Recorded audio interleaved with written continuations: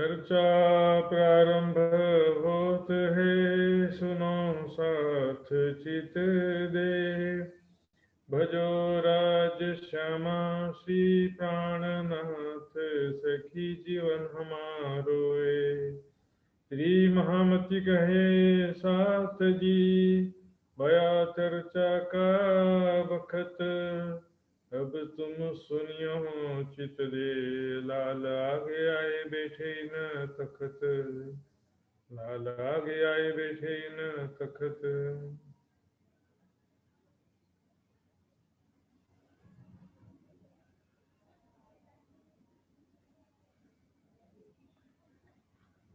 प्रणाम जी सुंदर सर। श्री महामत कहे साथ जी, दीप से ले ठट्ठा में। अब फिर कहाँ ठट्ठे की, भई बीतक जो हमसे। भई बीतक जो हमसे। अब कहाँ बीतक ठट्ठे की।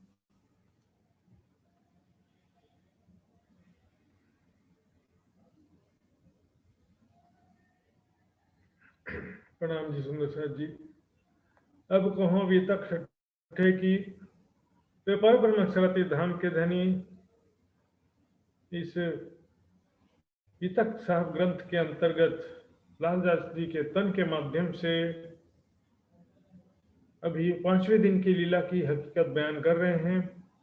किस प्रकार एक मानव तन में व्यापार ब्रह्मक्षरातीत अपने आविष्ट स्वरूप से प्रकट होते हैं और किस प्रकार आत्मा को जगह जगह जागृत करते हैं। कल आपने सुना था किस प्रकार दीप बंदर में जयराम भाई कंसारा सहित करीब 50-60 सुंदर साथ जागृत हुए थे वहां पे, और बहुत सारे सुंदर साथ चर्चा सुनने भी आते थे। इसके अतिरिक्त आपने सुना था किस प्रकार वहां के स्थानीय पंडित और कथाकारों ने झूठी चुगली कराने का प्रयास किया था। राज जी ने किस प्रकार चुगलखोर के मित्र के रूप में दर्शन दिया था और रक्षा किया सुंदर साथ का।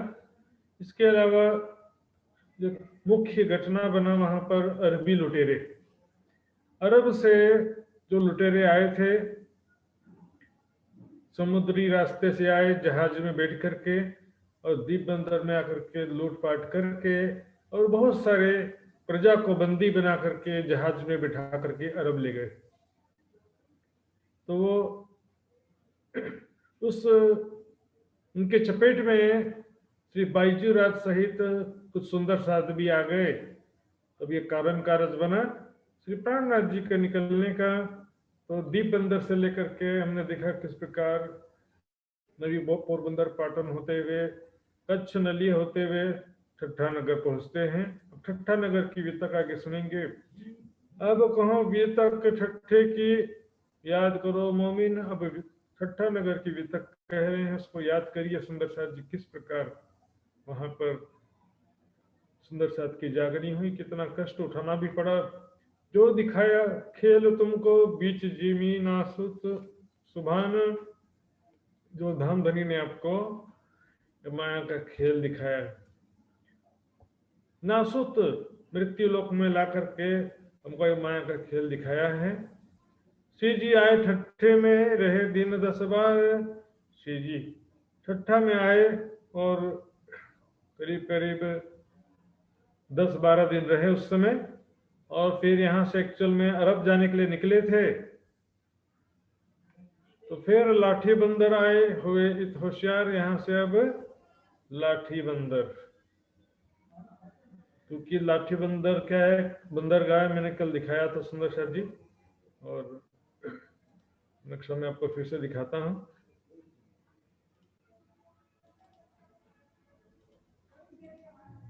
ये देखिए सुंदर सर जी,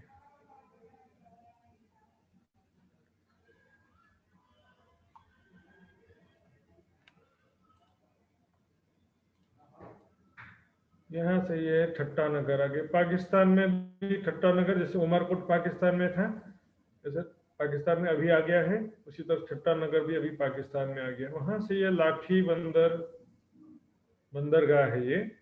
यहाँ से सीधे जहाज में बैठ करके अरब जाना होता है। यहाँ से नजदीक भी पड़ता है अरब, तो देखेंगे किस प्रकार वहां पे लाठी बंदर आए हुए इत होशियार।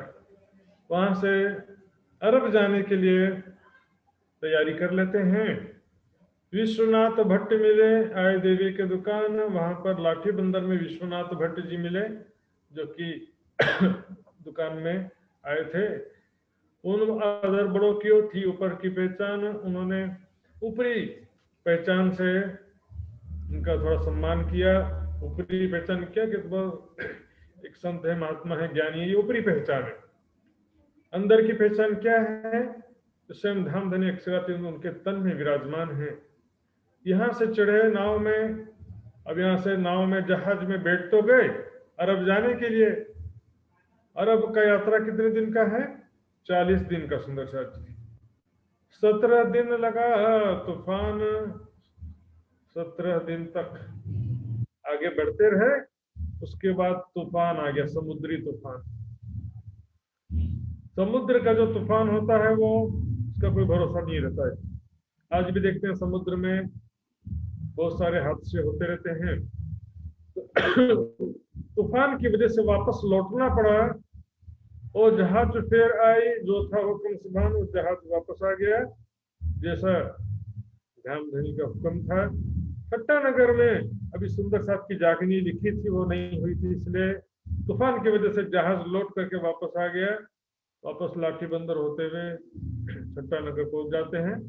फिर पधारे साथ वास्ते जो मोमिनो सोना भया मिलाप। फिर सुंदर साहब के वास्ते वापस आना पड़ा। यहाँ पर बहुत सारी आत्माओं का जागनी होना बाकी रह गया था। ये कारण कारज होता सुंदर साहब। इसे बोलते हैं राज्य का हुक्म।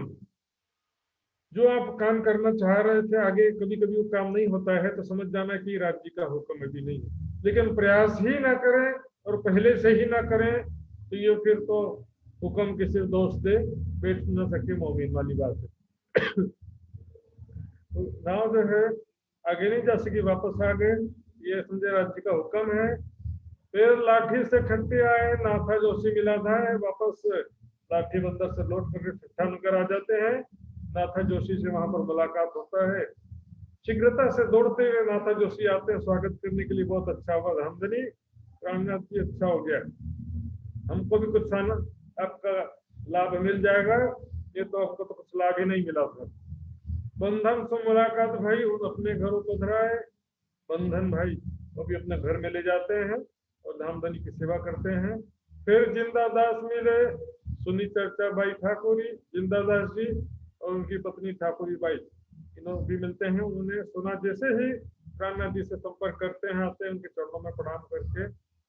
ओ आई साथ में मेहर राज की उतरी। इस प्रकार तो भी सुंदर साथ में तारतम्य के शामिल हो जाती हैं।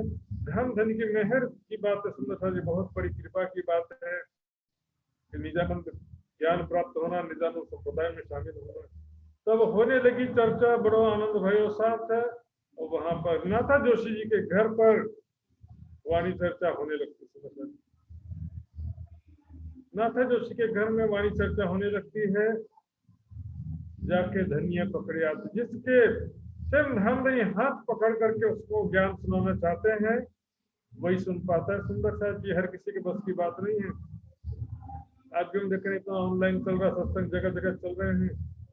जिसके भाग्य में सुंदर साहब जी राज जी की कृपा है, वो सारे बैठ भी जाएंगे तो भी सुनाई नहीं देगा। पर धामधनी जिसको जागृत करना चाहते हैं उसको ज्ञान सुनने को मिलता है। इन समय लोग आवत चर्चा सुनने को, इसमें बहुत सारे लोग चर्चा सुनने के लिए आते हैं। शोर पड़ा शहर में, एक साथ आया ठट्टे में। पूरे ठट्टा नगर में शोर हो गया, मतलब खबर फैल गई।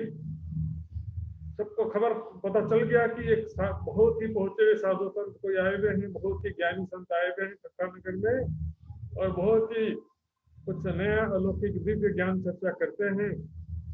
जो कोई साधे सुने तो करने आवे दीदार। और जो कोई भी दूसरे कोई छोटे मोटे साधु संत हुआ करते थे उस नगर में, वो सभी चलो कोई साधु ज्ञानी आया है तो चलो उनका दर्शन करते हैं, उनका ज्ञान सुनते हैं, आखिर पता तो चले कितने बड़े ज्ञानी हैं। इस तरह से वो दर्शन करने के लिए आते हैं। सुन चर्चा राजी होवे, हे शुकर परवरदिगार सुन चर्चा राजी होवे। चर्चा सुन करके बहुत ही प्रसन्न होते हैं। सुन चर्चा राजी होवे, चर्चा सुन करके प्रसन्न हो जाते हैं। शुरू में तो आए थे परीक्षा लेने, चलो देखते हैं आखिर कैसा है। सुन करके बहुत ही प्रसन्न होते हैं, कहें शुक्र परवरदिगार, धाम जी का शुक्रगुजार करते हैं कि कहे शुक्र परवरदिगार, आज परमात्मा का शुक्रगुजार करते हैं कि हमको ऐसे ज्ञानी संत का हमको ज्ञान सुनने को मिला, ऐसे जीवी ज्ञान सुनने को मिला। सुने साध चिंतामन रहे कबीर के धर्म। अब प्राणनाथ जी को सुंदर साथ से पता चलता है कि इस नगर में एक राम कबीर पंथ के आचार्य रहते हैं जिनका नाम है चिंतामणि। प्राणनाथ जी को पता चलता है सुंदर साथ के द्वारा, और कहिया कीजे दीदार तिनका, देखी चर्चा उनके कलम। कि चिंतामणि जी अपने शिष्यों में अक्सर कहा करते थे कि उनके गुरु ने कहा है कुछ साखियां ऐसी हैं कबीर जी के जिसका अर्थ जो खोलेगा तो वही समझ जाना कि बुद्ध निष्कलंक का अवतार है। इसलिए वो इंतजार किया करते थे और अपने शिष्यों को बताया भी करते थे। ये बात प्राणनाथ जी को पता चली, तब स्पेशली प्राणनाथ जी उनसे मिलने के लिए अब जाने की योजना बनाते हैं। कहिया कीजिए दीदार तिनका, प्राणनाथ जी अब उनका दीदार करने जा रहे, अर्थात उनसे मिलने के लिए। देखिए चर्चा उनके क्रम, अर्थात उनके कैसी रहनी है, उनका कैसा ज्ञान है, चलो देखा जाए। यहाँ देखिए सुंदर साथ जी, चिंतामणि जी जो है कबीर पंथ जरूर लिखा, लेकिन कबीर पंथ में भी बहुत सारे मत होते हैं। 12.5 पंथ कहा गया है। इसके विषय में हम देखेंगे 12.5 पंथ क्या है। ये देखिए सुंदर से,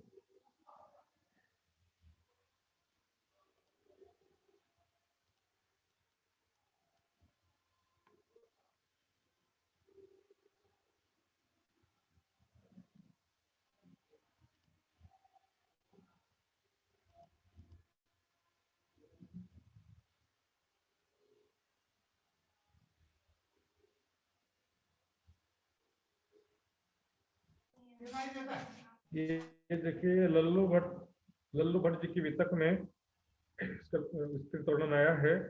इस प्रकार जो है कबीर जी के 13 शिष्य थे, और उन्होंने जब कबीर जी से पूछा कि परमात्मा का वास्तविक नाम क्या है, मुझे नाम बताओ परमात्मा का, तो प्रश्न किया उनके एक शिष्य ने, अमर लोक उत्तम कहो, आपने अमर लोक जो है सबसे श्रेष्ठ कहा है। बोली कहा स्वदेह में जान, शरीर के भीतर भी परमात्मा कहते हैं, हृदय में सभी कहा आपने। लोक अमर कहें स्वर्ग ने, और दुनिया वाले स्वर्ग को अमर कहते हैं। ये तरण में साचू कौन, ये तीनों में से सच्चा क्या है। तो उन्होंने कहा कि अंतिम समय में आना मेरे पास में, प्रत्यक्ष मूर्ति पर वृणिते वर्तो गुरु वेश, मूर्ख जानो मानो नहीं कृष्ण तो उपदेश। जाते समय आना कहा, तो उसमें जब कबीर जी समाधिस्थ हो गए, सब मिलकर के एक एक करके जाने लगे। उनसे परमात्मा का नाम जानने के लिए एक चेलो तरत मंडलो 13 नानक जी, 12 शिष्य थे, इसमें से 13वां जो है नानक जी थे, गुरु नानक जी। तो उन्होंने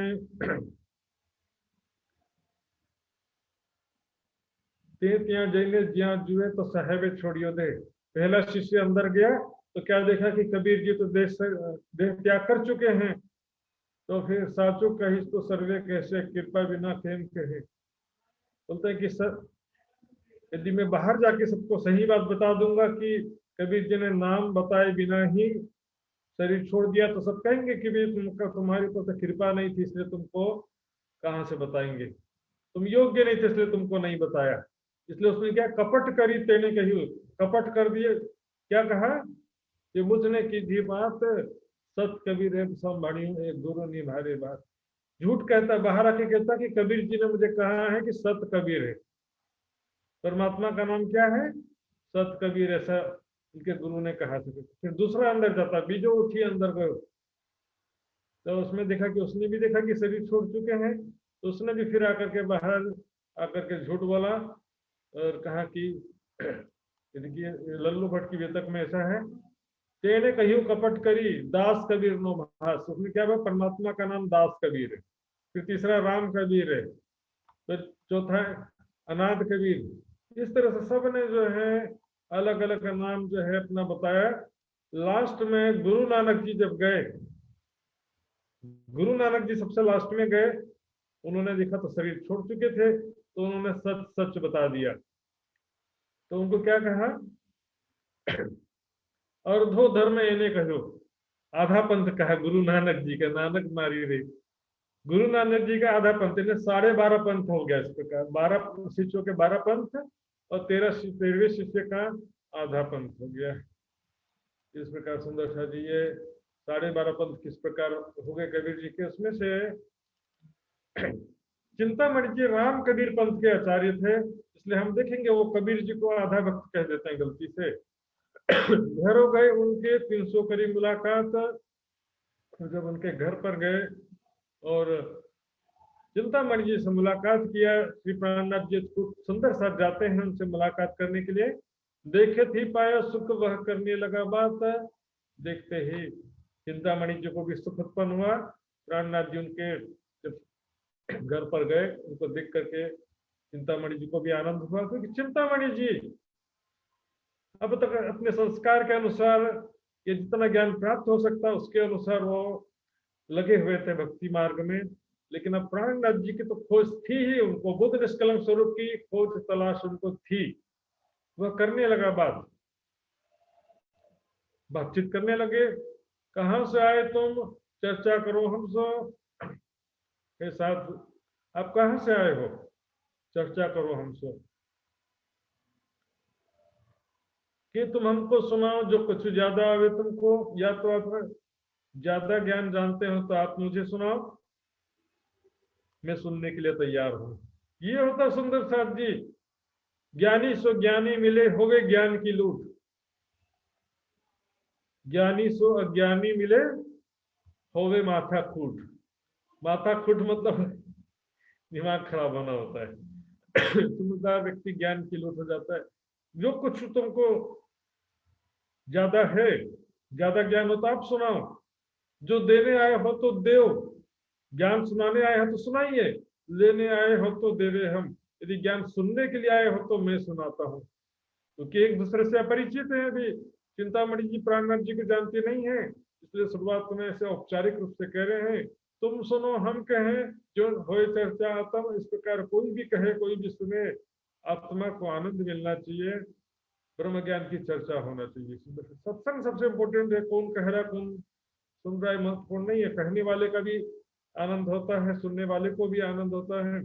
चिंतामणि जी आगे कहते हैं, कहो तो चतुर्भुज का दिखाऊं तुम्हें दर्शन। चिंतामणि जी कहते हैं, आपको तो चतुर्भुज, कौन है चतुर्भुज, विष्णु भगवान, विष्णु भगवान का दर्शन करा दूं मैं तुमको, उसका तरीका बता दूं कि कहो ज्योति स्वरूप को, या ज्योति स्वरूप का दर्शन करना है तो बताओ। सुंदर साथ जी, अब शरीर के कोई भी चक्र में या संसार के कण कण में कहीं भी ध्यान करेंगे, अलग अलग प्रकार की ज्योति दिखाई देती है। तो कण कण में ब्रह्म सत्ता है, जीव रूप में भी ब्रह्म सत्ता व्याप्त है, जीव के रूप में भी ब्रह्म सत्ता ही है। तो अलग से चेतना कहां से आएगा सुंदर साथ जी। मेरे सपने में मेरा तन है, मेरे सपने में दूसरों का तन है। तो मेरे सपने में जो मेरा तन है,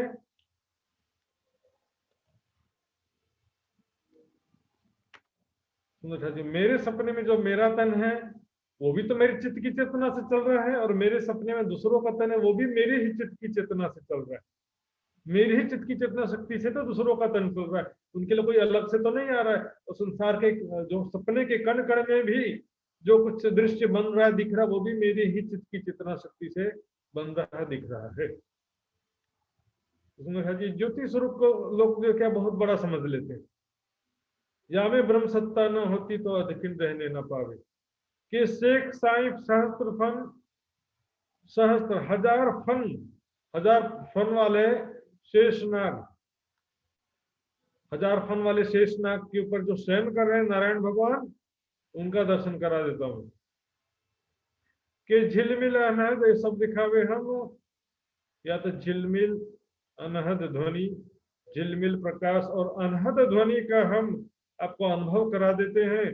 न तो तुम हमको दिखाओ जो कुछ पाया होवे तुम, या तो आपने जो कुछ ज्यादा आध्यात्मिक सफलता प्राप्त किया है, आध्यात्मिक अनुभव कुछ ज्यादा प्राप्त किया, तो हमको आप दिखा दो कैसे। तब श्री जी कहिए हम लेने आए वस्त्र। तब श्री जी साहब जी क्या कहते हैं, हम ये सब नश्वर जगत के शक्तियों का दर्शन करने नहीं आए हैं, हम तो वस्त्र यानी कि ब्रह्म ज्ञान की चर्चा करनी आए, ब्रह्म ज्ञान के विषय में ब्रह्म ज्ञान प्राप्त करने के लिए, आदान प्रदान करने के लिए आए हैं। नश्वर जगत की शक्तियों का अनुभव करने से सुंदर साथ जी सिद्धियां प्राप्त हो जाती हैं, लेकिन सिद्धियों को देख करके आप खुश होते रहो और दुनिया को खुश करते रहो। सिद्धियां जो है सुंदर साथ जी, हम देख रहे हैं ज्ञान के बिना जागनी नहीं होती है, सिद्धियों से कभी जागनी नहीं होती। सिद्धियों के चक्कर में नहीं पड़ना चाहिए। वाणी मंथन, सेवा और चितवनी का कोई विकल्प नहीं है। सिद्धियों से कोई शॉर्टकट नहीं काम होने वाला। सुंदर साथ आज भी कई सोचते हैं हमारे गुरु की कृपा से हम भव से पार हो जाएंगे, हमारे गुरु साक्षात राज जी हैं, उनकी कृपा से हम भव से पार हो जाएंगे, 1 लाख रुपए सेवा करेंगे तो भव से पार हो जाएंगे, गुरु की जी करेंगे, गुरु के नाम से झगड़ा मचाएंगे तो भव से पार हो जाएंगे। गुरु बोलेगा उनको निकाल दो, तो गुरु निकाल देंगे तो गुरु जी खुश हो जाएंगे तो परम धाम मिल जाएगा। ब्रह्म ज्ञान बिना मुक्ति नहीं, रीते ज्ञानात न मुक्ति। सुंदर साहब जी, जो कुछ तुम कहिए सो ग्रहे तुम्हारे वचन। कान्हा जी कहते हैं आपने आप जो कुछ भी कहोगे, अब तुम आपसे ज्ञान प्राप्त करने के लिए आए हैं, ब्रह्म ज्ञान के विषय में कुछ सुनाइए, परमात्मा के विषय में, आत्मा के विषय में कुछ सुनाइए। तिनका निर्णय कर दो, दिल करो रोशन उसका, कृपा करके निर्णय कर दो और हमारे हृदय में ज्ञान का उजाला करो। निश्चय करके बताओ, निश्चित करके कि परमात्मा आत्मा का स्वरूप कहाँ पर है, कैसा स्वरूप है, कहाँ पर अखंड है, शाश्वत स्वरूप है। तब इस प्रकार ज्ञान चर्चा करते करते हम देखेंगे किस प्रकार ज्ञान चर्चा होती है।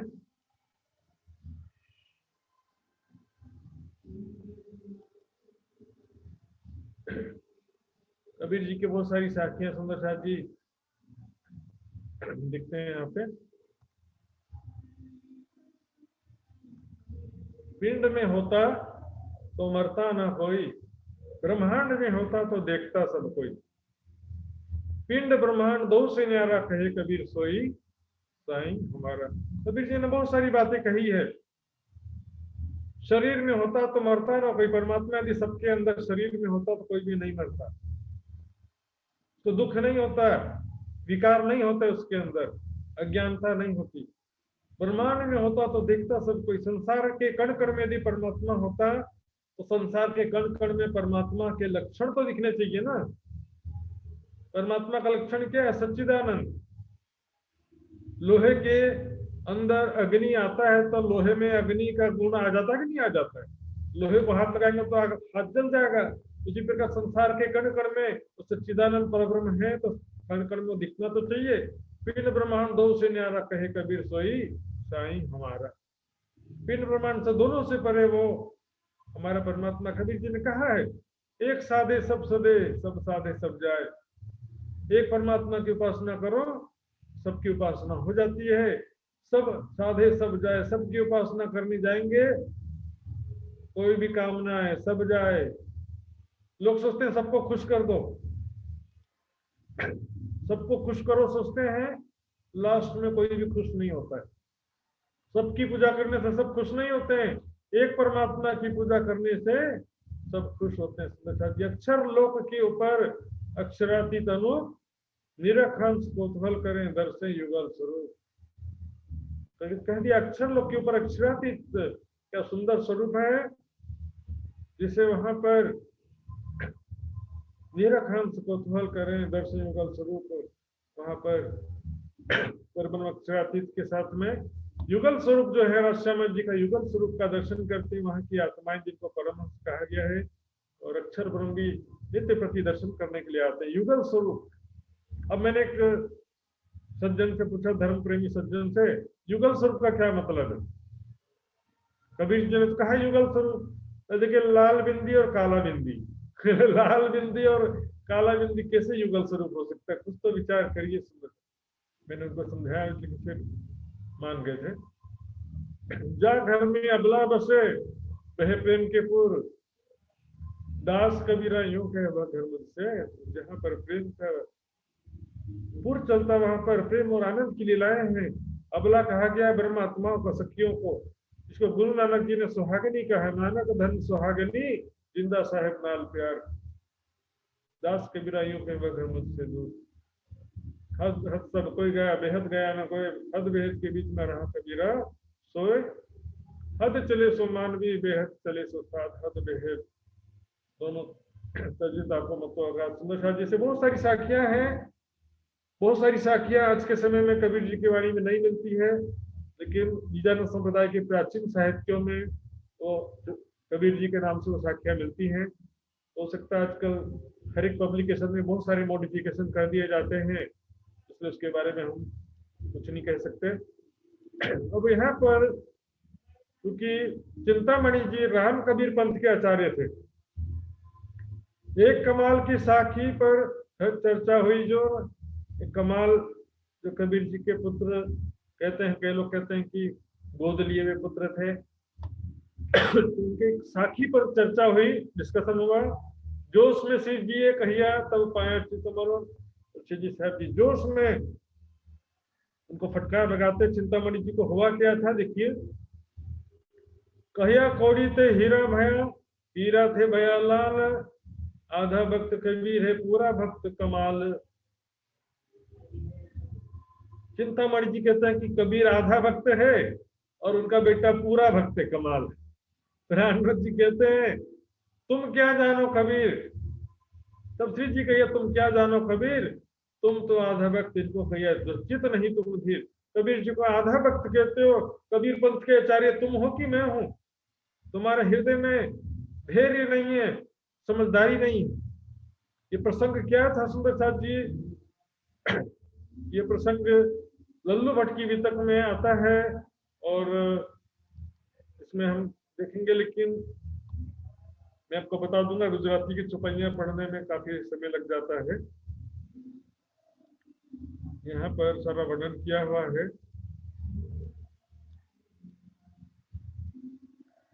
कमाल जो है कबीर जी के बेटे थे, तो उसमें शाम के समय एक समय निशा रही ने उठिया कबीर जी एकाएक।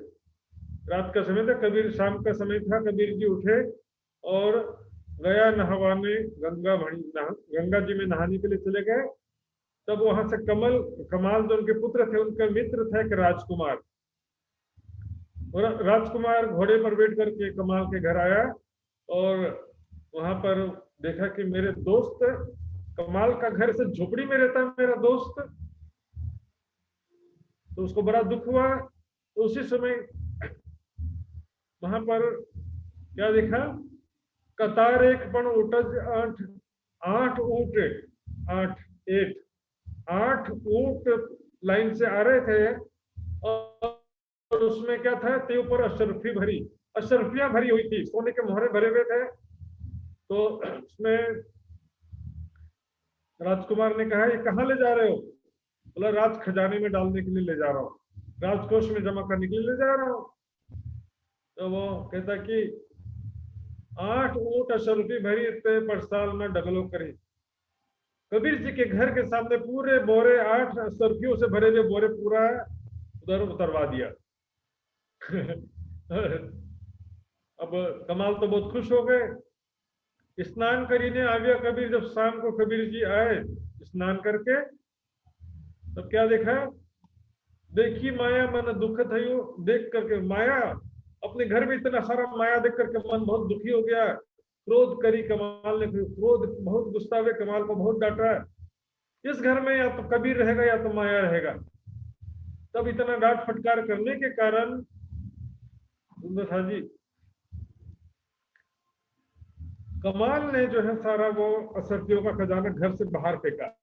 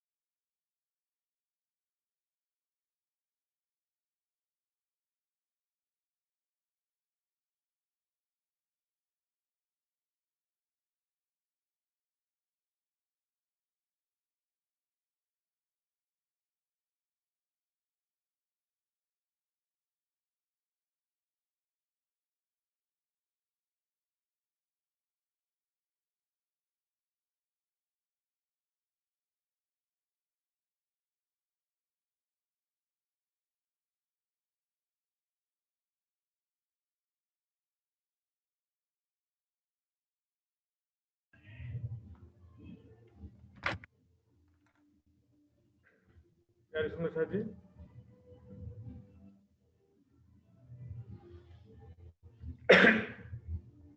बोलो श्री प्राणनाथ प्यारे की जय।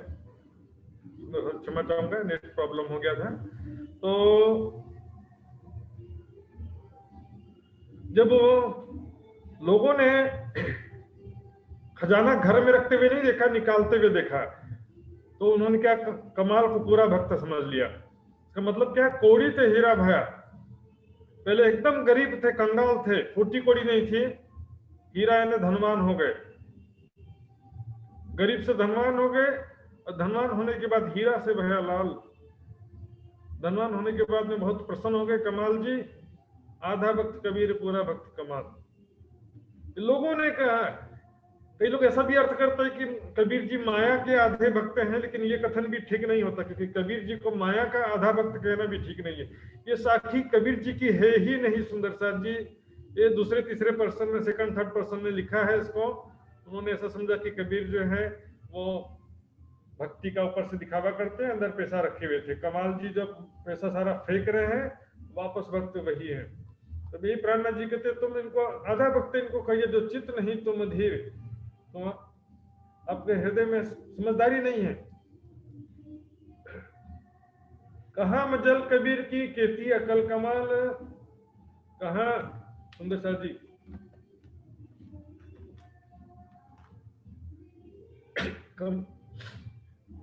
कबीर जी की पहुंच कहां तक है और कमाल की बुद्धि कहां पर। एक माया में डूबा हुआ जीव और कबीर जी की कोई तुलना नहीं है सुंदर साथ जी।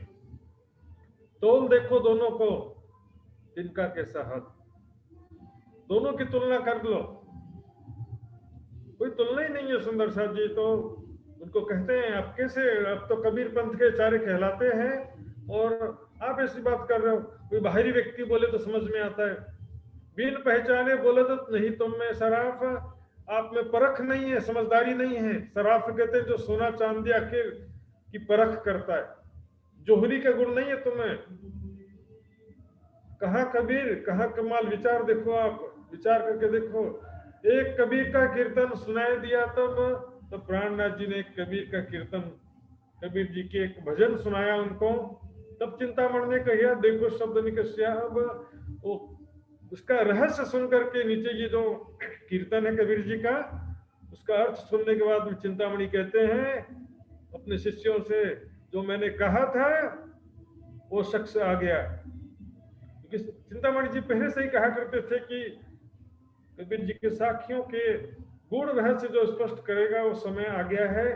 मेरे गुरु जी ने कहा था उनको, काशी में उनके गुरु ने कहा था कि तुमको वो शख्स मिलेगा आकर के। तो यहाँ पर देखते हैं ये साखी क्या है। एक पलक पे गंग जो निकसी हो गया चहुं दिस पानी, वही पानी दो पर्वत ढापे दरिया लहर समानी। उड़ मक्खी तरवर चढ़ बैठी बोलत अमृत वाणी, वह मक्खी के मक्खा नहीं बिन पानी गर्भानी। तीन गर्भे गुण तीनों जाए वह तो पुरुष अकेला, कहे कबीर या पद को बुझे सो सदगुरु में चलो अब इसको ध्यान से एक एक चीज को देखेंगे। सुंदर साहब जी बहुत गहन छुपाई है और इस विषय में हमारे समाज में भी बहुत सारा मतभेद का दौर चलता है।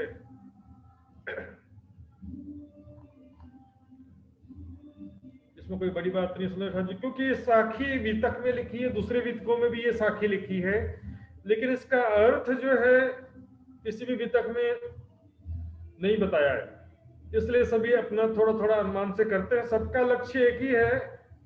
जैसे एक ही कीर्तन को चार संगीतकार अलग अलग तर्ज में गाते हैं सुंदर साहब जी, उसी तरह से व्याख्या करने वाले भी समझिए अपनी तरफ से व्याख्या कर देते हैं। इसमें कोई मतभेद की बात नहीं है। एक पलक से गंग जो निकसी हो गया 34 पानी। ध्यान से सुनिए सुंदर साहब जी, एक एक शब्द यहाँ पर। ये फाइल जो मैं ग्रुप में रखूंगा, इसलिए इसको कोई आपको लिखने का कोई जल्दबाजी नहीं है, ध्यान से समझेंगे। एक पलक, यहाँ पर पलक आंखें नहीं लिखा हुआ है। पलक झपकने मात्र समय में संकल्प मात्र से मोह सागर की उत्पत्ति हो गई। इसने अक्षर ब्रह्म और सखियों को ढांप लिया, खामोशी में डाल दिया। दो पर्वत क्या है? अक्षर ब्रह्म और ब्रह्मात्मा है श्यामा जी।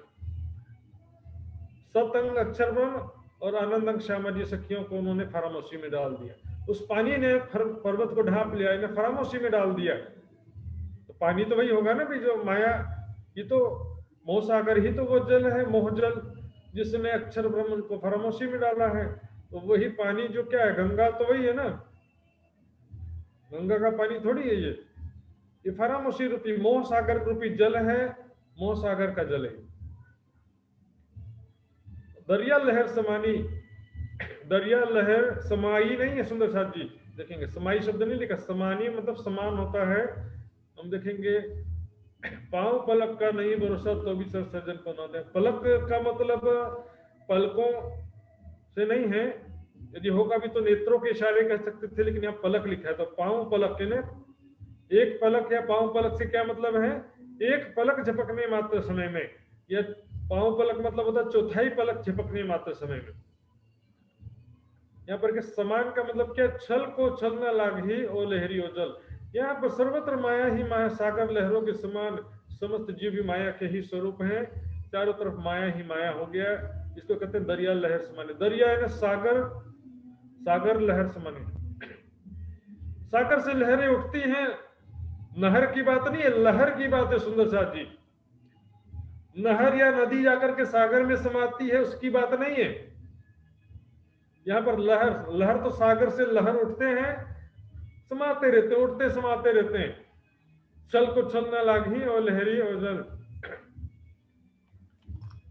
देखा जी। इसके अलावा आगे हम देखेंगे पूर्व मक्खी तरवर चढ़ बैठी।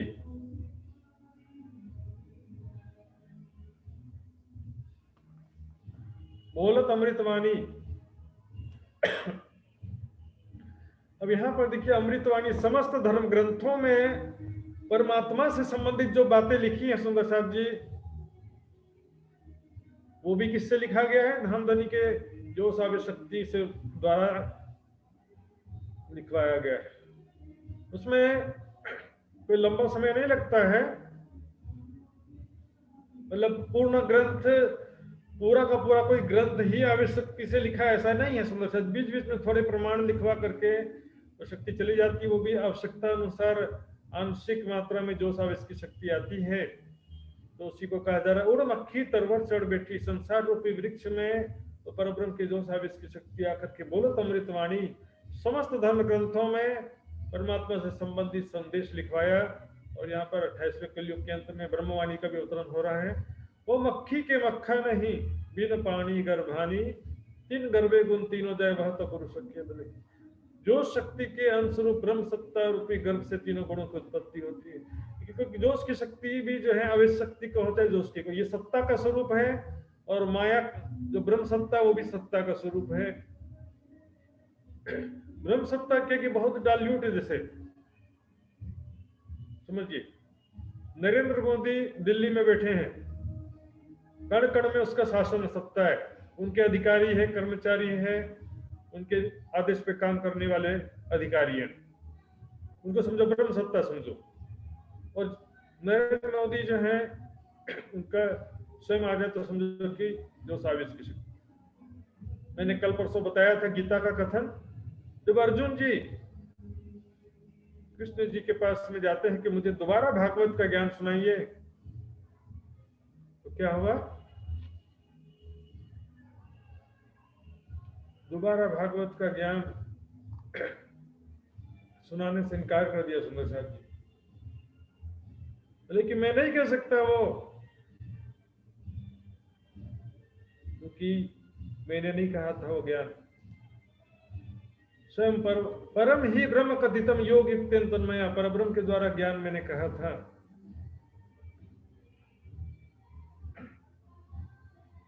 इसलिए सुंदर साहब जी यहाँ पर परब्रह्म की सत्ता भी है जरूर, लेकिन परब्रह्म की सत्ता प्रेम का अंश लिए हुए है। इसलिए कहा गया, श्री मोहम्मद कहे मोमिनो तुम पर दम दम जो बरतत, सो सब इश्क हक का पल पल मेहर करत। ये संसार, अब देखिए यहाँ पर मक्खी मक्खा यानी स्त्री पुरुष नहीं है, बिन पानी यानी कि बिना ये स्त्री पुरुष के संयोग के कैसे गर्भ धारण हो गया, ये बात कहने का क्या मतलब है?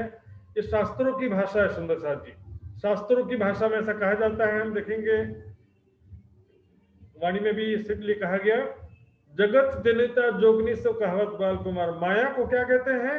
जगत की उत्पत्ति करने वाली जोगिनी कहते हैं, बाल कुमारी कहते हैं, माता पिता भी न जन्मी, अर्थात ये माया या ब्रह्म सत्ता जो है वो भी माता पिता के बिना जन्मी है, यानी कि ब्रह्म के संकल्प मात्र से चेतना शक्ति तो बेहद मंडल से आई है, इच्छा मात्र से आपे बंझा पिंड, और पुरख हम छुयो नहीं और जायो सब ब्रह्मांड।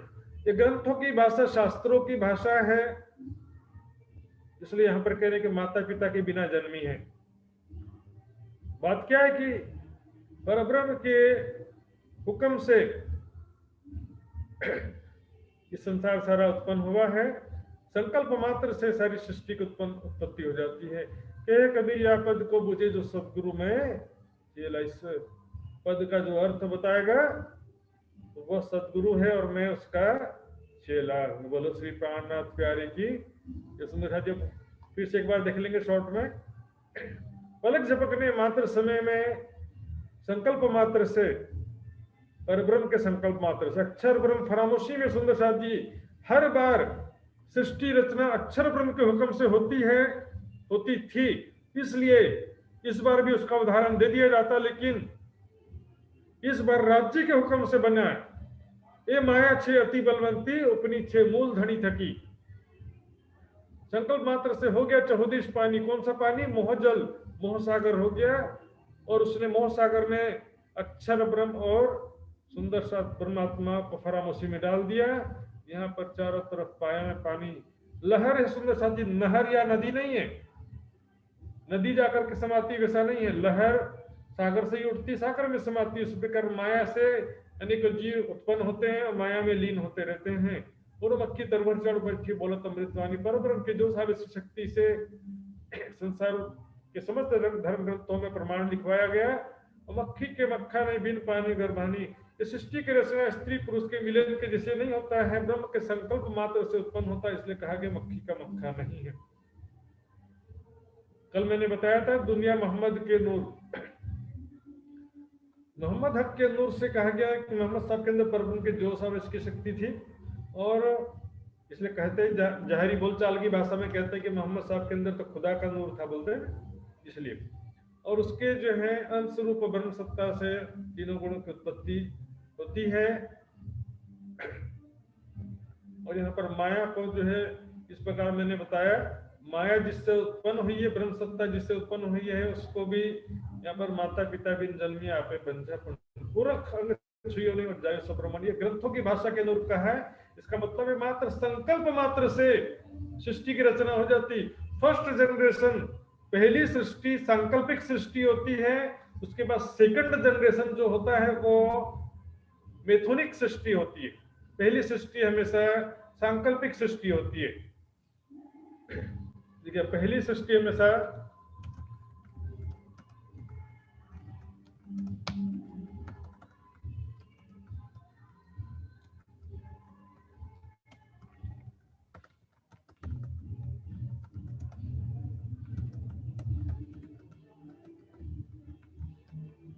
अगला जनरेशन जो होता है वो मैथुनिक सृष्टि होती है। तो इस प्रकार यहाँ पर जब साखी का अर्थ समझाए तो क्या कहा, देखो शब्द निकस्या। अब चिंतामणि जी अपने शिष्यों से कहते हैं, देखो मैंने जो कहा था ना, वो शख्स आएगा, मेरे गुरु ने कहा था, ये बात मैंने अपने आप सबको बताया था, चिंतामणि जी ने अपने शिष्यों को भी सारी बात बताई थी। देखो शब्द आगे चला, सो शख्स मिल जा आए। अब वो शख्स आ गया जो मैंने बताया था उस समय कि वो परे का ज्ञान बताएंगे, बुद्ध निष्कलंक स्वरूप आएंगे, वो शख्स आ चुके हैं। अब देखो शब्द इनके, ये शब्द पार पहुंचा, इनके शब्दों को ध्यान से सुनो मेरे साथियों, मेरे शिष्यों, ध्यान से सुनो इनकी बातों को, ये शब्द तुमको पार पहुंचाएंगे, ये तुमको मोक्ष प्रदान करेंगे। ये शब्द मैं तुमसे कहता था ना, जो शब्द आगे चलत में तुमसे जो कहता था, वो शब्द जो है अब आगे ले जाने के लिए आ गए हैं तुमको। वो ब्रह्म ज्ञान आ गया है जो निराकार से पार तुमको पहुंचाएगा। अपने सेवकों से कहीं वह शख्स पहुंचा, अपने शिष्यों से कह दिया चिंतामणि जी, ये होती निर्मलता सुंदरता जी, दिल का सच्चा होना। यहाँ तो क्या है, मेरे शिष्य लेने के लिए आया, इसका झगड़ा करो, मार के भगाओ, मेरे एरिया में कैसे घुस गया, मेरे शिष्य उनके पास कैसे जाने लग गए। संसार में ऐसा चलता। वो शख्स पहुंचा, इतनी मुलाकात करके उठे श्री जी साहब। अब वो प्राणनाथ जी से, जी साहब जी, मेरा ठाकुर के तन का नाम नहीं सुंदर साहब जी। जैसे प्राणनाथ शब्द जो है मेरा ठाकुर के माथे पर थप्पा लगा दिए कि तो मेरा ठाकुर है प्राणनाथ, वैसे श्री जी साहब शब्द भी मेरा ठाकुर के माथे में थप्पा लगा दिए। ये दोनों ही शब्द अंदर बैठे स्वरूप के लिए कहा जाता है। सुंदर साहब जी आए अपने आसन, करी साथ से चर्चा, तब अब वो अपने आसन पे नाथा जोशी के घर पर आ गए। सुंदर साहब को सारी बातें बताया कि वहां पर किस प्रकार हुआ था। अब चिंतामणि जी जो अपने शिष्यों को बताने में रह गए, प्राणनाथ जी का एड्रेस पूछना बोल के कहाँ ठहरे। कल्लू मिश्र के घर कथा में गए एक दिन, वहां पर एक कल्लू मिश्र नाम करके पंडित थे, ब्राह्मण थे, उनके घर भी एक दिन गए उनसे चर्चा करने के लिए। असनाई वहां कच्ची, वहां पर देखा कि उनका कोई अंकुर नहीं है, उनको रुचि नहीं है, जिज्ञासा नहीं है, ब्रह्म ज्ञान की खोज नहीं है, तड़प नहीं है। तो चर्चा सुनी सैया ने, उनको चर्चा बताया, ब्रह्मात्मा के ज्ञान विषय में समझाया। इस प्रकार श्री मोहम्मद कहीं साध जी ठट्ठे का मजकूर, ये ठट्ठे का इस प्रकार ये तक प्रसंग हुआ था। संवत 17 से 24 से कहूँ आगे और जहूर, संवत 1724 में ठट्टा नगर में इस प्रकार ये प्रसंग हो रहा था। तो चिंतामण अगले दिन सुबह चिंतामणि जी ढूंढने निकल गए घर से। कहाँ है उन साध का ठोर, कहाँ पर है आखिर। वो आए थे कल मेरे घर में प्राणनाथ, वो साधु संत महात्मा, अभी पूरी पहचान नहीं हुई है, वो ज्ञानी संत कहाँ पर ठहरे हैं खोजने निकले। इतने मतलब वो आनंद में डूब गए थे, एड्रेस पूछना भूल गए, कहाँ ठहरे हैं पता पूछना भूल गए थे। आया पूछत कथा में मोहि ढूंढत भाई भोर, जगह जगह ढूंढते ढूंढते वो परेशान हो गए। सुबह हो गया ढूंढते ढूंढते। तब मिश्रे बताइया नाथी जोशी का घर, कल्लू मिश्र, प्राणनाथ जी गए थे ना कल्लू मिश्र के यहाँ। कल्लू मिश्र तो समझा नहीं था, लेकिन एक काम की उसने अच्छा किया कि चिंतामणि जी को प्राणनाथ जी का पता बता दिया। कल्लू मिश्र से पता चला कि नाथे जोशी के घर पर ठहरे हैं। कहां से खबर लेके आए, पहुंचे अटारी पर, वहां से खबर लेकर के अपने शिष्यों सहित पहुंच जाते हैं नाथा जोशी के घर। बोलो श्री प्राणनाथ प्यारे की। तहां साथ सब बैठे थे, बीच में बैठे श्रीराज, वहां पर सब सुंदर साथ बैठे थे सामने, और प्राणनाथ जी के मध्य समक्ष बैठ करके चर्चा कर रहे थे। चर्चा के बखत मुंह लगा चिंतामण कदमों इनका, चर्चा उस समय हो रही थी, तो उस समय आकर के चरणों से लग जाते हैं। चिंतामणि कदमों इनका, ये सुंदरता जी देखिए, हृदय की निर्मलता। सुंदरता जी ज्ञान प्राप्त करना है, बिना श्रद्धा के ज्ञान प्राप्त नहीं होता। सुंदरता जी ठीक है, मानता हूँ आज के समय में बहुत सारे प्रचारक हैं, मतभेद का दौर है, जमाना है, लेकिन आपको जिसको जिसके प्रति श्रद्धा होती है ना, उसकी गलत बातों को भी आंख मूंद के मानता है, और जिसके प्रति श्रद्धा नहीं है उसकी सत्य बातों को भी वो विश्वास नहीं करता है। एक बड़ी समस्या है माया में, एक जोगी बनना पड़ता है इसके लिए। सात संगी सब अपने चर्चा लगे सुनने, उनके अब सारे साथी शिष्य समेत आ गए, और सब जो प्राणनाथ जी की चर्चा सुनने लगे। श्रवणादयी भली भांत सो निस्बत अंकुर अपने अपने अंकुर के अनुसार सब ध्यान पूर्वक सुनने लगते हैं। कोई जीव सृष्टि का है, कोई ईश्वरी सृष्टि का, कोई ब्रह्म सृष्टि का, सब अपने अपने अंकुर के हिसाब से चर्चा सुनने लगते हैं। सुख पाया चर्चा में ने अपनी मूली गई भूल, इतना आनंद में डूब गए चिंतामणि जी अपना पद प्रतिष्ठा अहंकार सब भूल गए।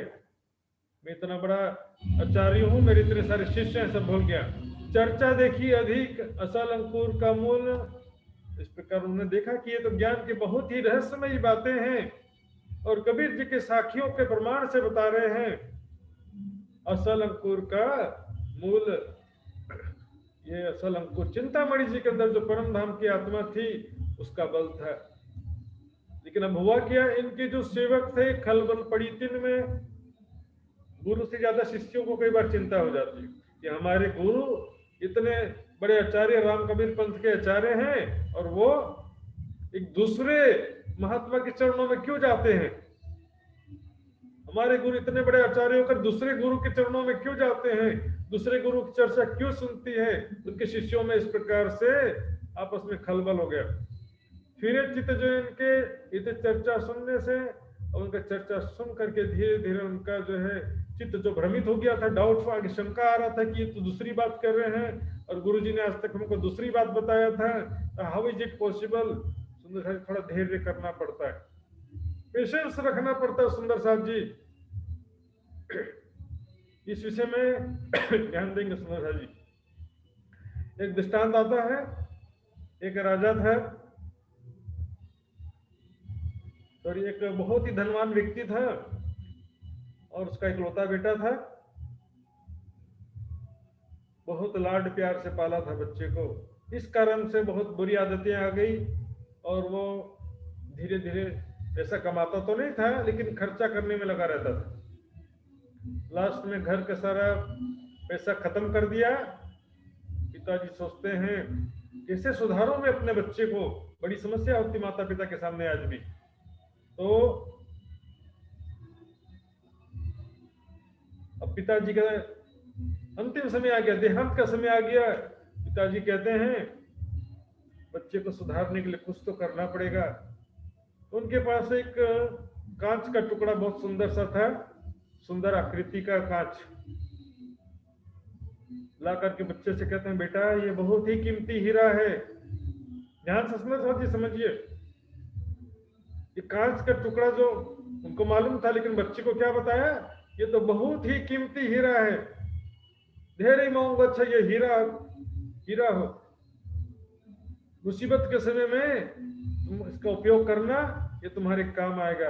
बेटा तो खुश हो गया, भले बाप ने मरते मरते इतना सारा खजाना देकर के गए हैं, खुश हो गए। अब जब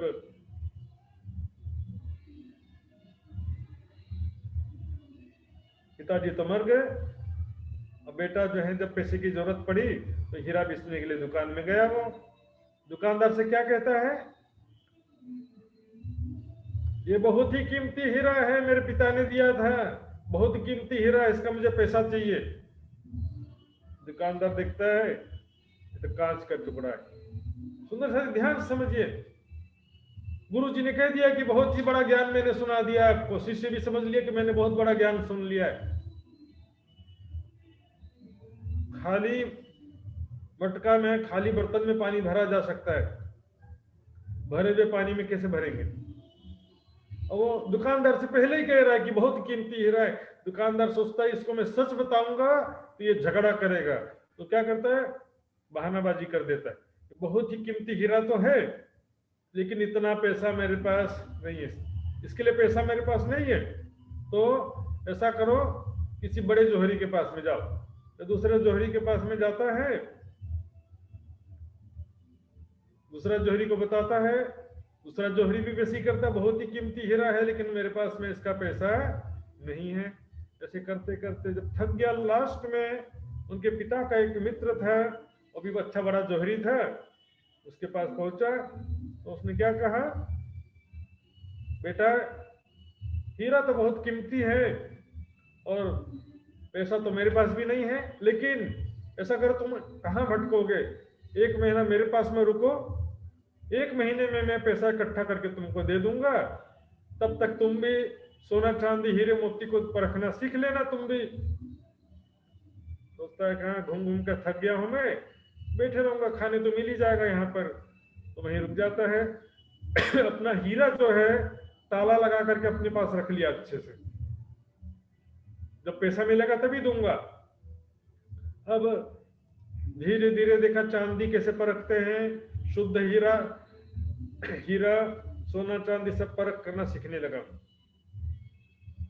सोना 22 कैरेट, 18 कैरेट, 24 कैरेट क्या होता, कैसे गिना जाता, देखा जाता, परखा जाता है, हीरे के अंदर कैसे पानी को परखा जाता है।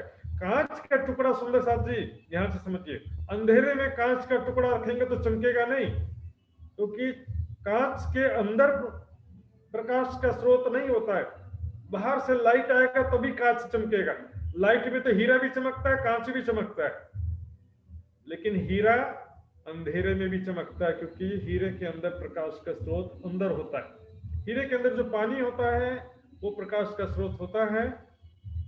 इस प्रकार 1 महीने में जब समझ गए, परख करना सीख गए, अब कहते हैं ला बेटा अपना हीरा लेकर के आ, और आज तू जितना बोलेगा उतना मैं तुझे पैसा दूंगा। जोहरी कहता है उसको। साथियों, ज्ञान में जल्दबाजी नहीं करना चाहिए। और डिसीजन हमारा विरोध कर रहा है या हमारे गुरु ने जो बताया उसके विपरीत बोल रहा है, ऐसा शुरू से ही धारणा लेंगे तो ज्ञान कुछ भी नहीं प्राप्त हो सकेगा। और वो हीरे का टुकड़ा लेकर के आता है वो लड़का, और देखता है ये तो कांच का टुकड़ा, अपने हाथों से फेंक दिया सुंदर साथ जी, और माफी मांगा। खरा जो ये खरीदार एड़े बाजारे कूट कपट छल से भेद अपार। देखा देखी सुनी सुनाई बातें नहीं, इसने ऐसा कहा उसने वैसा नहीं कहा। वाणी मंथन करने से आप जोहरी बन सकते हैं। ये वाणी तारतम ब्रह्म वाणी आपको जोहरी बनाने के लिए आई है। सुंदर साथ जी वाणी मंथन करेंगे, सत्य सत्य का निर्णय लेना आप खुद ही समझ जाएंगे। दिन 2-3 लग चर्चा सुनिए बनाए। अब 2-3 दिन तक जब ध्यान से चर्चा सुनते हैं तब सब लगे कदमों हुई पहचान हकता जाए।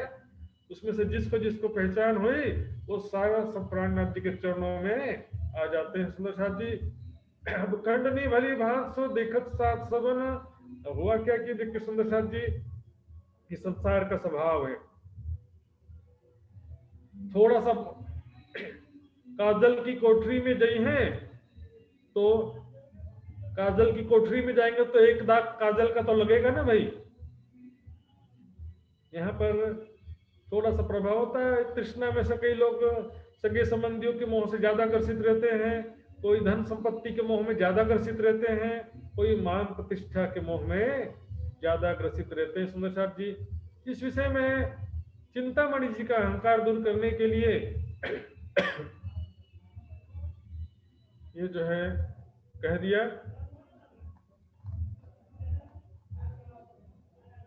वहां पर सब सुंदर साथ के बीच में, साथियों के बीच में किस प्रकार का है हम जो देखते हैं। मान प्रतिष्ठा ये जो है बहुत बड़ा खाई कहा गया है। कंचन तजना सहज है, कंचन तजना सहज और नारी को नेह। मान बड़ाई ईर्ष्या तुलसी दुर्लभ है।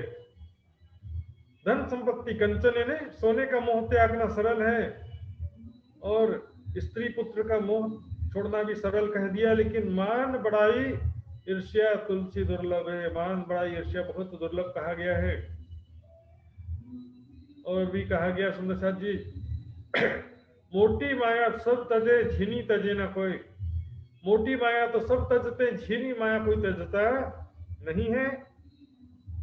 इसलिए एक मान प्रतिष्ठा जो है मैं इतना बड़ा ज्ञानी हूं, मेरे इतने सारे शिष्य हैं, इस अहंकार में जो बैठे रहोगे तो तुम्हारी आत्म जागृत नहीं होगी।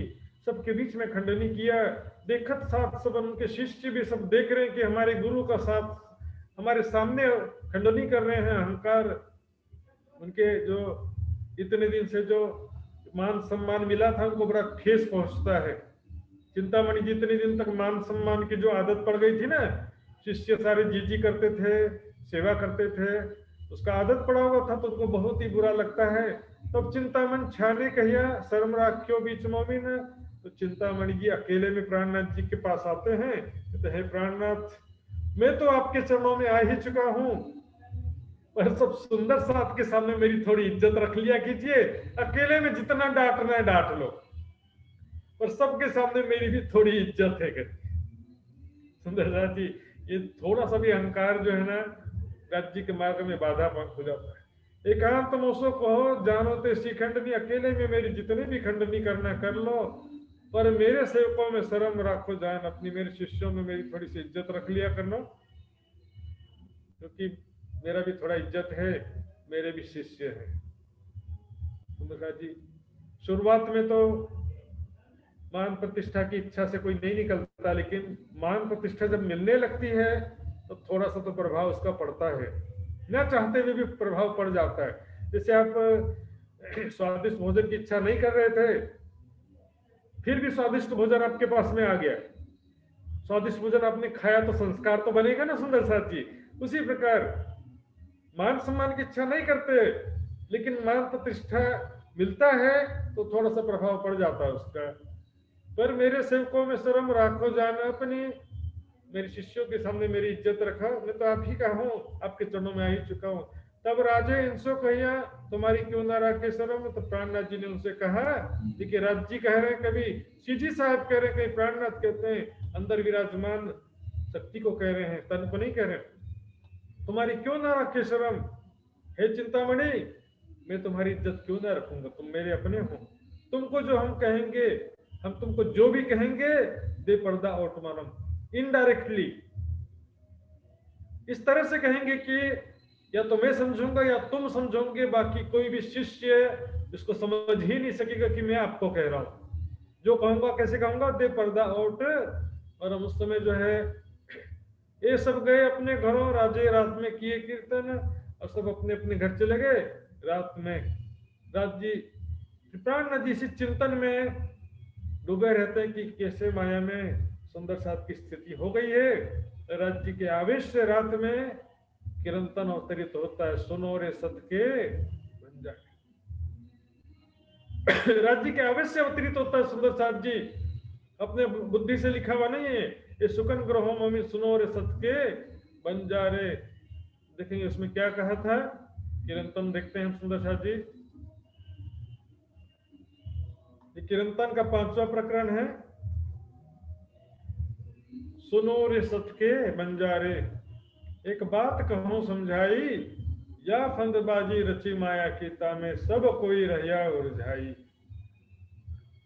ये माया का ऐसा फंदा है, दुनिया में कोई नहीं बच सका सुंदर साथ जी, कोई नहीं बच सका, क्या राजा क्या प्रजा क्या साधु क्या फकीर, कोई भी इस माया के फंदे से नहीं बच सका। घर में माया, आश्रम में माया, जंगल में माया, जगह राजा भरत जंगल में गया तो जंगल में भी माया आ गया। तेटता पीड़े दुष्ट ने साध नहीं अध किड़नी समाध, दुष्ट हो या सज्जन सबको माया पीड़ित कर देती है।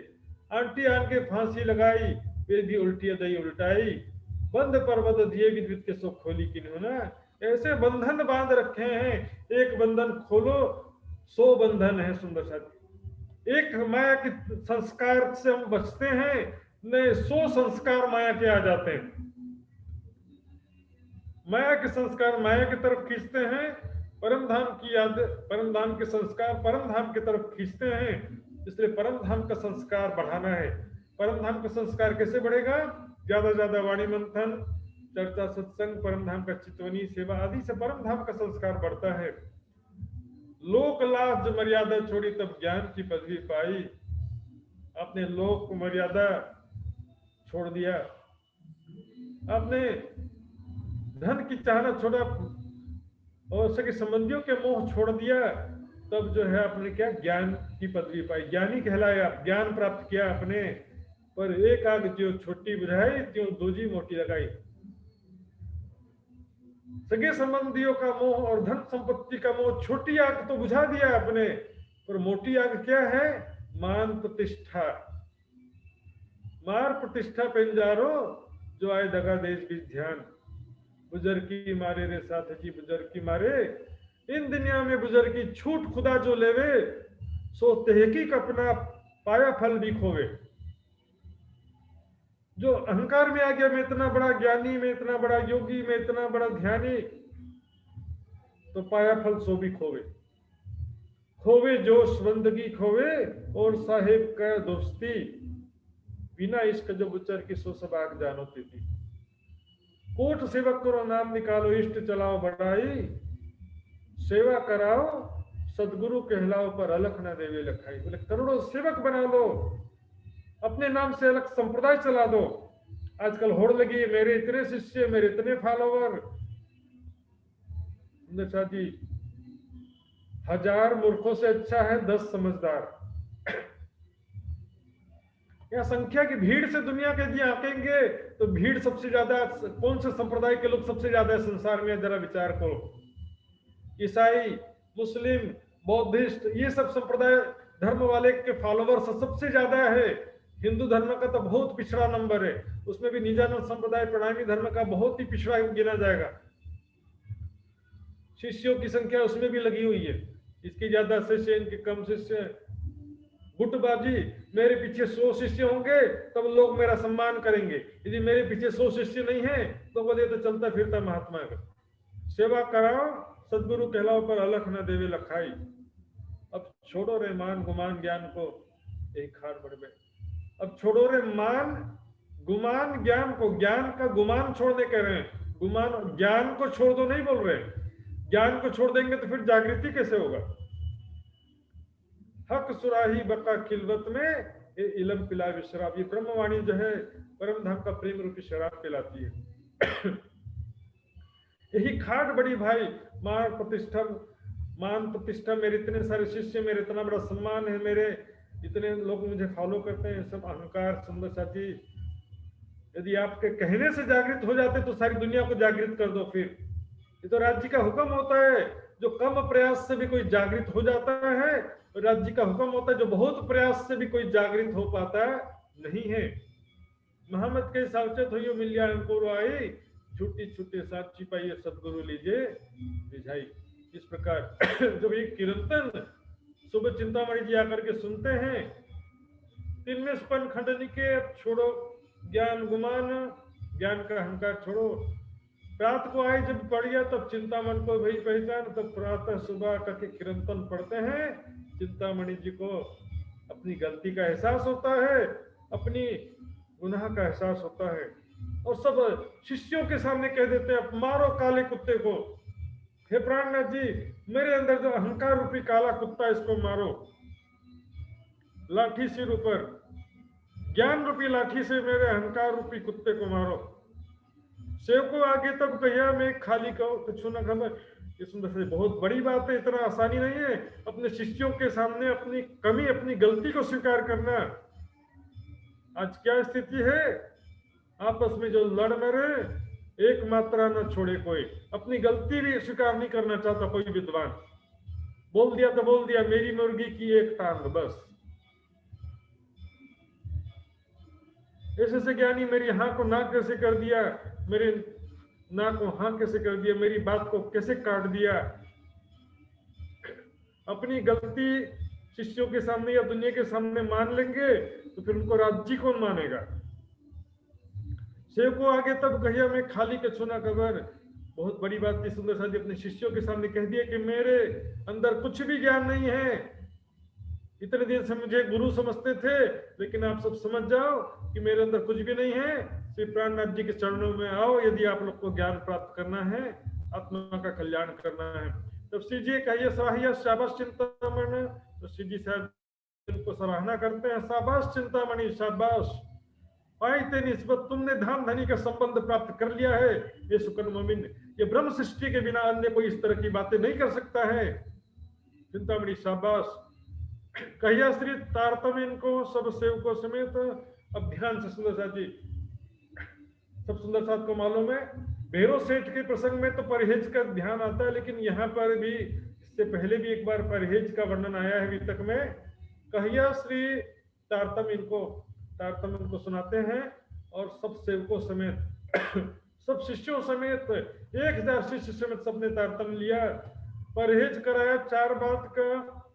तुझे तारतम्य लेने की प्रक्रिया एक औपचारिक प्रक्रिया होती है और इसमें हम अपने आत्मा का संबंध धाम धनी के चरणों से जोड़ते हैं इस भावना के साथ में। बिना तारतम्य लिए सुंदर साथ जी एक भावना नहीं होती है। दास जी के सामने बैठते हैं और दोनों एक दूसरे को चंदन लगाते हैं। धाम धनी से आज में धाम धनी की अंगना हो गई, मेरा विवाह जिससे होना था हो गया, ऐसी भावना, आत्मा का संबंध राज्य से जुड़ गया, ऐसी भावना होती है। 4 बात का परहेज कराना जरूरी है तारतम्य लेने से पहले। एक कबूल कर ले, दिल में स्वीकार है तब कोई फायदा नहीं, तो फिर कोई फायदा नहीं।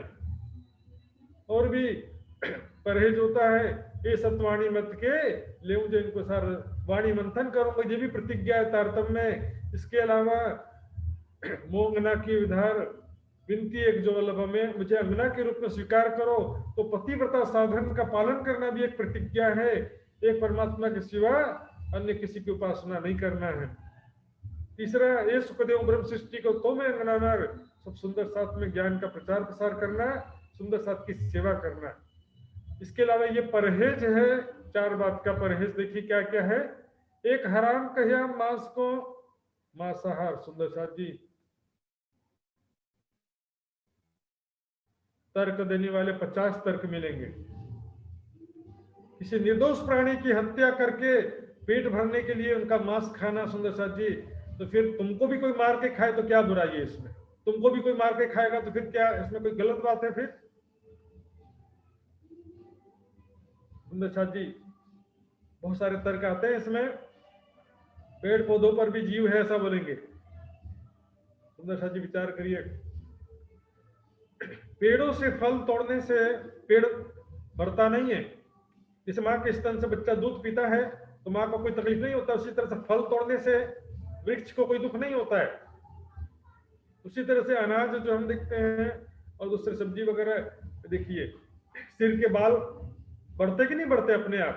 तो सिर के एक एक बाल में भी जीव है। सुंदर साथ जी विचार करिए, सिर के बाल भी तो बढ़ रहे हैं ना। जमीन में एक एक घास उग रहा है तो क्या सब घास के अंदर भी जीव है? ये बात उस तरह से कही जाती है कि संसार के कण कण में ब्रह्म सत्ता है, चर अचर समस्त प्राणियों के अंदर एक ही चेतना है, ये ऐसा कहा जाता है। उसको लोगों ने क्या जीव चेतना समझ लेते हैं। सबसे बड़ा प्रॉब्लम है मांसाहार में, हृदय कठोर होता है, तमोगुणी भोजन है, हृदय में अज्ञानता आता है, आलस निद्रा प्रमाद आता है, और भक्ति के मार्ग में ये बहुत बड़ा बाधक है। पशुओं का मांस खाने से बुद्धि जड़ होती है और जीव हत्या का पाप तो लगेगा ही लगेगा। मनुस्मृति में कहा है 8 लोगों को पाप लगता है, पशु को पालने वाले को, बेचने वाले को, खरीदने वाले को, मारने वाले को, पकाने वाले को, परोसने वाले को, खाने वाले को, सबको पाप लगता है। नूरसा जी इतना सारा पाप, सब सोचते हैं कि हम थोड़ी मार रहे हैं। हम देखते हैं आज बौद्धिस्ट में गौतम बुद्ध जी ने कहा कि पाप करना, किसी को जीव हिंसा पाप है, किसी जीव की हत्या मत करो। तो बौद्धिस्ट लोग क्या बना मारते थोड़ी है, लेकिन मरा हुआ मिल जाता है तो खा लेते हैं। जैसे दिल को बहलाने के लिए, जिह्वा के स्वाद की पूर्ति करने के लिए ये सब तरीके हैं। दूसरा, हराम शराब शराब नशीले पदार्थ जो है, नशीले पदार्थ, मनुष्य जो शराब पीता है, संसार में भी कभी सुख शांति नहीं मिलता तो परमात्मा का सुख कहां से मिलेगा? तीसरी, औरत वीरानी तेजे पर स्त्री, और महिलाओं के लिए पर पुरुष हो जाएगा। पर पुरुष या पर स्त्री का संग का त्याग करना है, सो पावे हयाती आप। वो परमात्मा के ज्ञान और प्रेम का अधिकारी बन जाता है, जो ये सब चीजों का त्याग करता है। चोरी और झूठ बोलना इनका छुड़ाया उदक, चोरी करना और झूठ बोलना। चोरी करना वो नहीं है सुंदर साथी जो रात में चोर आते घर पे, अनिति से धन कमाना भी चोरी करना है, 2 नंबर से बेईमानी से पैसा कमाना भी चोरी करना है। अनीति का धन सिर्फ कमाने वाले को नहीं, खाने वाले को भी दुख पहुंचाता है, पीढ़ी दर पीढ़ी दुखी होते रहते उनके वंशज। आज हम देख रहे हैं। और झूठ बोलना, मैंने कहा चुगली करो लेकिन सच्ची तो चुगली करो, झूठी चुगली तो मत करो कम से कम। आज समाज में झूठी चुगली करने वाले सुंदर साथ जी पूरे संसार में झगड़ा मचा रखा है। आज की बात नहीं है, ये सृष्टि के प्रारंभ से ये सिलसिला चला हुआ है। और सुंदर साथ को भी उसका रूप राज्य दिखा रहे हैं। ऐसे लोगों को कहते हैं मुनाफक। माहे मेले बाहर उजले सो तो कहे मुनाफक। अंदर से मन में मेल होता है, झगड़ा कराने की भावना होती है, ऊपर से अच्छी बात करनी। इनका छुड़ाया उधर, ये सब इनका सेवन करना छोड़ दो, बुरी बातें झूठी बातें बोलना, चोरी करना। फिर बोलेंगे कि सच क्या है किसे मालूम, तो नहीं मालूम है तो चुप रहो, फिर मुझे नहीं मालूम बोल दो। सुनी सुनाई बातें इधर से उधर ट्रांसफर फॉरवर्ड मत करो। हम कब हो ना करे, हम पाया बेशक, हम अब कभी से ऐसा है कभी भी ऐसा नहीं करेंगे। सुंदर साथ जी, कबीर जी ने कहा साईं इतना दीजिए जावे कुटुंब रहे समाये, मैं भी भूखा ना मरूं साधु भी भूखा न जाए। बेईमानी से बहुत ज्यादा पैसा कमाने की इच्छा नहीं रखना चाहिए सुंदर साथ जी। कई लोग अपने जो सरकारी नौकरी वाले रहते हैं तो 2 नंबर से पैसा कमाने के प्रयास में लगे रहते हैं। इन समय चर्चा बड़ी जो होवे थी, तो इस प्रकार ठट्टा नगर में बहुत चर्चा का शोर मच गया। चिंतामणि जी 1000 शिष्यों सहित प्राणनाथ जी के चरणों में आ गए। साथ की आमदनी हुई बड़ी, इन वक्त सुंदर साथ की बहुत जागनी हुई। इस समय में प्राणनाथ जी के चरणों में चतुरा नाम का चतुरदास नाम के पुष्करना जाति के ब्राह्मण थे। पोकरना के पुष्करना जाति के ब्राह्मण है चतुरा। पुष्करना एक जाति है। आवे श्री राज की सेवा में दूध की सेवा करते थे। यावे दूध नित्याने सुनी चर्चा कानों, उन्होंने चर्चा सुना। प्राणनाथ जी के चरणों में आकर के अखंड ब्रजरास के भेद सुना कि वो अखंड ब्रजरास लीला आज कहाँ पर है, और वो कृष्ण जी के रूप में ब्रजरास में कौन सी शक्ति आई थी, कहाँ से आई थी। वो परब्रह्म अक्षरातीत 11 साल 52 दिन तक प्रधान रूप से ब्रजरास की लीला परब्रह्म की शक्ति से हुआ था। और विष्णु भगवान की शक्ति उस तन में जो थी वो यशोदा मैया, और ग्वाल बाल के साथ जो लीला हुई थी वो विष्णु भगवान की लीला थी। सारा रहस्य समझाते हैं। आज लोग दिल्ली मथुरा में जो भाग रहे हैं मृत्यु लोक में, ये तो महाप्रलय में लय हो जाएगा। अखंड ब्रजरास कहाँ पर है आज किसी को ज्ञान नहीं है साथियों। तहाँ ब्रजरास को वर्णन हो तो नित्यान प्राणनाथ जी की चर्चा में ब्रजरास के रहस्य का स्पष्टीकरण होते रहता था। सुंदर साथ जी वो स्टार्टिंग का दौर था, नए नए श्रोतागण थे वहां पर, फिर भी भागवत की चर्चा नहीं किया सुंदर साथ जी कहीं भी। ब्रजरास के बारे में बात करते थे कि ब्रजरास लीला किसने किया था, वो ब्रजरास लीला आज कहाँ पर फिट है, तो गोपियों के रूप में कौन आए थे। लोग सोचते हैं कि गांव की गवारान गोपियां थी। वह देख चंबा हो ही चर्चा सुनते कान, सबको आश्चर्यचकित होते थे सब लोग के ऐसा ज्ञान का रहस्य सुन करके। तहाँ उनकी सोहबत लाल सो नित्य बखार में हुए। अब चतुरा जो ब्राह्मण थे उनकी सोहबत लाल दास जी, अभी इनका नाम लक्ष्मण दास था, यहाँ पर लाल दास लिख दिया है। लक्ष्मण सेठ थे, बहुत बड़े व्यापारी थे, और उनके गोदाम में वो भागवत की चर्चा करते थे। लक्ष्मण सेठ, बाद में आगे चलकर उनका नाम लालदास होता है। तो लक्ष्मण सेठ जो है अपने खाली समय में अपने गोदाम में बैठ करके भागवत की चर्चा भी करते थे। व्यापारी भी थे और भागवत के विद्वान भी थे। तहाँ आए चतुरी कही चर्चा सुन के आया जो है, उनके पास आकर चतुरदास जी वो बात कह प्रश्न करते हैं जो प्राणनाथ जी के पास चर्चा सुना था। कहा, प्रश्न किया, हे लक्ष्मण सेठ कृपा करके मेरे संशय का निवारण कीजिए। कहाँ ब्रज अखंड क्यों कर, वो ब्रज लीला आज कहाँ पर अखंड है और किस प्रकार अखंड है। कहाँ रास अखंड, रास लीला आज कहाँ पर अखंड है। ये तुम कहत हो न्यारा जो ब्रह्मांड वो इस मृत्यु लोक से या काल माया से परे योग माया का ब्रह्मांड है, वो ब्रज रास लीला आज कहाँ पर अखंड है। साथियों एक छोटा सा प्रश्न है, आप ध्यान से, आप भी चाहो तो किसी से पूछ सकते हो। आप किसी से पूछोगे तो आप आपके काम आएगा, आपको कोई जवाब नहीं दे सकता सुंदर जी। तो तब लाले कहिए रास ब्रज न हमारी दृष्टि, ब्रज रासलीला हमारी दृष्टि में नहीं है। ब्रज रासलीला का हम जो वर्णन कहां पर अखंड में नहीं बता सकता। चरम आप क्यों देखिए इन हाल सब सृष्टि, इस चरम दृष्टि से, माया की दृष्टि से उसको नहीं देख सकते हैं। वो ब्रज रासलीला आज लोग क्या कहते हैं, विद्वान इसी मथुरा वृंदावन में है, लेकिन चरम आंखों से कैसे देख सकते हैं। तब चतुर्दास जी कहते क्यों आगे तुम्हारी नजर, कब आपकी दृष्टि खुलेगी, कब दिव्य दृष्टि तुम पाओगे, कब पाओगे, क्यों करो इधर, कब ज्ञान का प्रकाश होगा। पांच तत्व तीन गुण को जब हुए ब्रह्मांड को नाश, पांच तत्व तीन गुण का जब ब्रह्मांड का नाश हो जाता, प्रलय हो जाता है, तो ब्रजरास कहाँ रहेगा, ठोर कहाँ रही खास। ये मथुरा वृंदावन गोकुल ब्रजमंडल ये तो मृत्यु लोक के अंतर्गत है, ये महाप्रलय में लय हो जाता है, तो वो ब्रजरास लीला कहाँ अखंड होगा। तब लालदास चौकियां ते कहाँ सुनी ये बात, लक्ष्मण सेठ चौक जाते हैं, चतुरा अचानक कहां से इतना ज्ञानी बन गया। अभी तक तो मेरे से पुस्तक चर्चा सुनते रहता था, आज ये प्रश्न कहां से लाया। निश्चित रूप से तुम कहीं सुन के आ रहे हो, मुझे बताओ, मोहे ठोर बताए दो, ये कहाँ पाई चिपक जाती ज्ञान, तुमने कहां से प्राप्त किया, मुझे बताओ। तब चतुर्दास ने, चतुरे ने कहा, कोई सादा इन ठोर, कोई बहुत बड़े ज्ञानी हमारे नगर में आए हैं, तहाँ चर्चा होती ब्रजराज की, जो वहां पर ब्रजराज की रहस्यों की चर्चा होती है सारी, वो कृष्ण कौन है, राधिका कौन है, गोपिया कौन है। श्री मोहम्मद के साथ जी ए ठट्ठे की बीतक, अब ठट्ठे नगर की इस प्रकार बीतक हुई। ए मेहर सइयों पर करी साहिब सुभानुल हक, स्वयं अक्षराते ध्यान धनी ने अपनी आत्मा पर कृपा किया। सुंदरता जी साहिब, सुंदर से बोलेंगे, राज्य को साहिब बोलेंगे तो श्यामा जी को क्या बोलेंगे, सखियों को क्या बोलेंगे, तो सखियां कोई दूसरा नहीं, हम खुद ही सखियां हैं।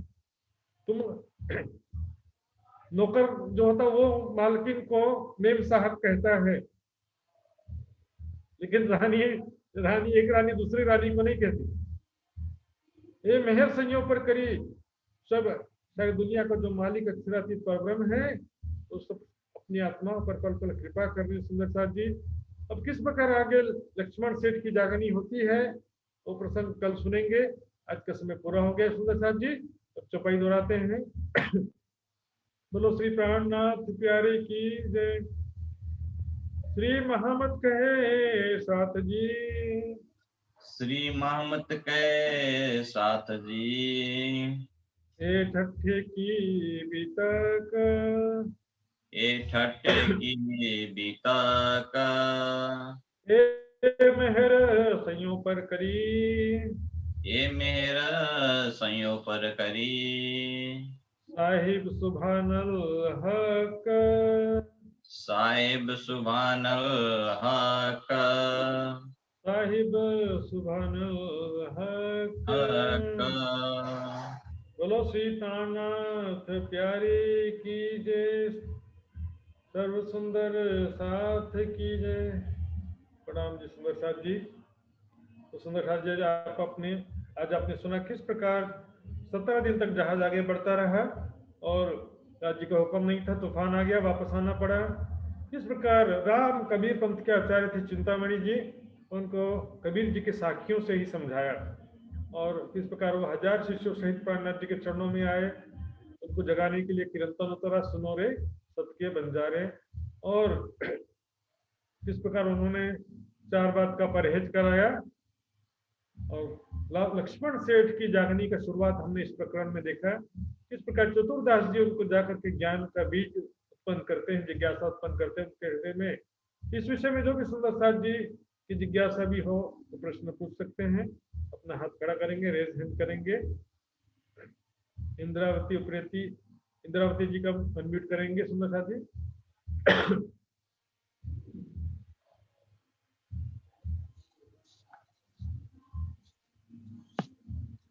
प्रणाम जी महाराज जी। प्रणाम जी। ए महाराज जी, जो ये कबीर जी भी पंचवासनी में आते हैं ना, हाँ, वो कैसे डिटरमाइन होते हैं पंचवासना? कैसे मान लिया वो? इसमें देखिए, तो वाणी में पंचवासनाओं का नाम आया हुआ है, ठीक है ना। पंचवासनाओं का नाम वाणी में तो आया हुआ है। दूसरा, ये पंचवासनाएं मतलब विशेष जो है, जिनके तन के माध्यम से जो ज्यादा से ज्यादा मात्रा में प्रमाण लिखवाया गया है। जैसे हम देखते हैं शिव सनकादिक सुखदेव कबीर महर्षि, शंकर भगवान ने माहेश्वर तंत्र ग्रंथ में प्रमाण लिखा, सुखदेव जी ने भागवत में वृद्रास लीला का प्रमाण लिखा, कबीर जी ने यहाँ प्रमाण लिखा, कबीर जी के बीजक में महाविष्णु ने की, उन्होंने गीता के अंदर जो प्रमाण लिखा, और श्री सनकादिक सुखदेव जी ने जो है मतलब सनकादिक, चारों सनकादिक भाइयों ने वेदों का जो प्रचार किया, वेदों का ज्ञान आया उनके माध्यम से। तो इस तरह से मतलब मुख्य जो ग्रंथ जो इन्होंने ज्ञान का प्रमाण विशेष रूप से अवतरित हुआ है। इसके अलावा और भी बेशुमार हैं, उसका कोई गिनती नहीं है। बहुत सारे जितने भी पैगंबर जो भी पुरुष जिन्होंने संसार में तो परमात्मा का संदेश दिया है, परमात्मा का कोई भी ज्ञान कहाँ है, वो परमात्मा की शक्ति से ही कहा हुआ। और एक एक एक था वो, जैसे बाणी अवतरित होती थी ना, जैसे सुनो ये सत की बंजारे, जैसे बाणी अवतरित होती थी, वो कोई एक एक पर्टिकुलर सुंदर साथ थे जो उसको लिखते थे जब वो अवतरित होती रहती थी, कोई एक एक थे पर्टिकुलर। जब भाषा में वाणी उतरी ना पहली बार, तो उन्होंने लिखा दीवार पे, लेकिन उसके बाद से क्या, हमेशा शिव जी के साथ चलने वाले सुंदर साथ कॉपी पेन लेके रेडी रहते थे हमेशा। कई बार एक सुंदर साथ लिखते थे, कभी दो दो चार चार भी लिखते थे साथ में। आगे देखेंगे पन्ना जी में तो कई सुंदर साथ एक साथ लिखते थे, इसलिए उसके कई प्रतियां भी बन जाती थी। बाद में इसका संकलन किया था केशवदास जी ने, संकलन करके एक बाइंडिंग किया था इसका। इसलिए कब किसने लिखा एग्जैक्टली नाम तो नहीं आता, लेकिन लिखते रहते थे जहां भी उतरती। ठीक है महाराज जी। जी, तो आगे सुंदर साथ की जिज्ञासा तो पूछ सकते हैं। और सुंदर साथ को पता चल गया है।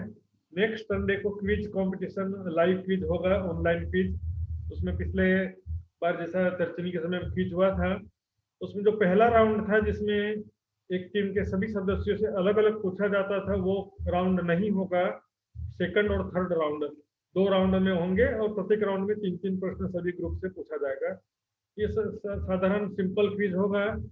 इसको हो सकता है कि फाइनल जो क्विज होगा इसको थोड़ा कठिन बनाने का कोशिश करेंगे। तो इसमें जो भी सुंदर साथ भाग लेना चाहते हैं अपनी अपनी टीम बना सकते हैं, 3 से लेकर के 5 सदस्य रख सकते हैं। तो इस विषय में सूचना और आपको व्हाट्सएप ग्रुप में देते रहेंगे। आगे मैं आदरणीय श्री लक्ष्मण जी युवा परिषद के जो अध्यक्ष उनसे निवेदन करता हूँ, आगे कार्यक्रम की रूपरेखा को आगे बढ़ाएंगे। प्रणाम जी सुंदर साथ जी।